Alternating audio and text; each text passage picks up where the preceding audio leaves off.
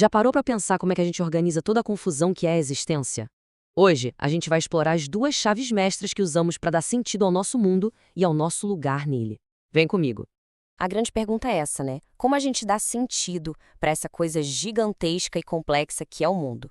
A resposta, olha só, está em duas lentes que a gente usa o tempo todo para se orientar, muitas vezes sem nem perceber.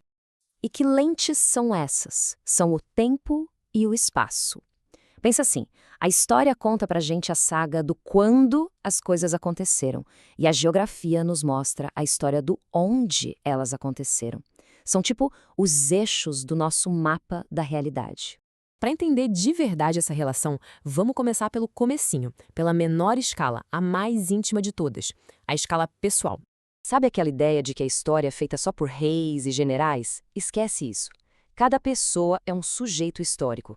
Suas decisões, sonhos e o trabalho do dia a dia são os fios que tecem a grande tapeçaria do tempo. Cada um de nós é um agente da história. E a nossa primeira experiência com a história geralmente vem da nossa família. As histórias que os avós contam, uma receita antiga, aquela caixa de fotos amareladas, tudo isso são os primeiros rascunhos da nossa própria história, conectando o nosso presente a um passado que ainda está vivo. Mas, espera um pouco. Onde é que tudo isso acontece? Toda a história precisa de um palco, certo? E é exatamente aqui que o tempo encontra o espaço. Primeiro, a gente tem o espaço.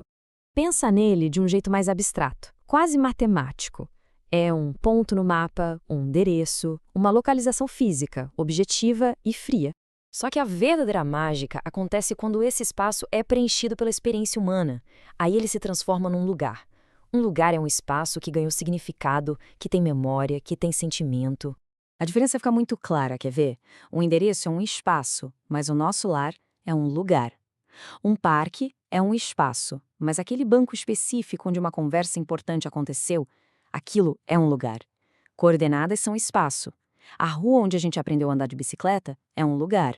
Então, o ponto crucial é este: são as nossas histórias pessoais, as nossas memórias, que transformam um espaço anônimo em um lugar cheio de significado. É a nossa vida que dá alma para a geografia. Agora, vamos dar um passo para trás, ampliar um pouco a nossa lente? Vamos sair do individual e ir para o comunitário. Como é que a memória coletiva se manifesta ao nosso redor? A gente encontra essa memória em documentos e monumentos. E não é para pensar só em arquivos empoeirados, não. Um monumento é qualquer traço físico que uma comunidade deixa para trás para contar a sua própria história. Da próxima vez que for caminhar pela sua cidade, faça esse exercício. Olhe em volta.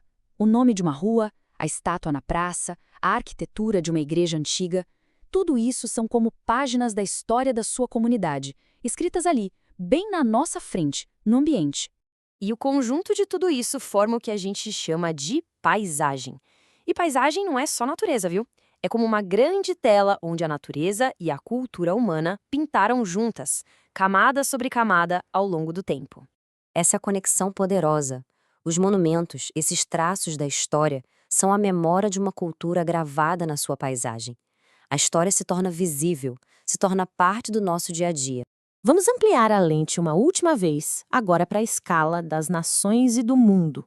Como será que a história e a geografia operam nesse nível macro, bem grandão? Aqui, a história se organiza em narrativas. São as grandes histórias que uma sociedade conta sobre si mesma. Histórias de origem, de independência, de identidade. Essas narrativas definem quem nós somos como um povo. E o palco para essas grandes narrativas é o território. Um território é uma área do espaço que é definida e controlada, e geralmente unida por uma identidade compartilhada que vem exatamente da sua narrativa histórica. A relação é direta. Uma narrativa de independência ajuda a definir e justificar as fronteiras de uma nação. Uma herança cultural que todo mundo compartilha cria um sentimento de pertencimento dentro daquele território. No fundo, é a história que dá sentido ao mapa. Chegamos ao final da nossa jornada de escalas. Agora, vamos juntar todas as peças e ver a imagem completa. Se tiver uma ideia central para guardar de tudo isso, é esta frase: a história acontece no espaço e o espaço é moldado pela história. São forças que não dá para separar, uma influencia a outra o tempo todo. A gente viu como isso funciona em cada nível. No nível pessoal, a nossa história familiar transforma o espaço em lugar.